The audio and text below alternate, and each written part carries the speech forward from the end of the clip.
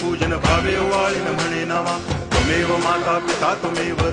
बंधुश्च सखा त्वमेव विद्या द्रविणं त्वमेव सर्वं मम देव कायेन वाचा मनसेन्द्रियैर्वा बुद्ध्यात्मना वा प्रकृति स्वभावात् करोमि यद्यत् सकलं परस्मै नारायणायति समर्पयामि अच्युतं केशवं रामनारायणं कृष्णदामोदरं वासुदेवं हरि श्रीधरं माधवं गोपिकावल्लभं जानकीनायकं रामचन्द्रं भजे हरे राम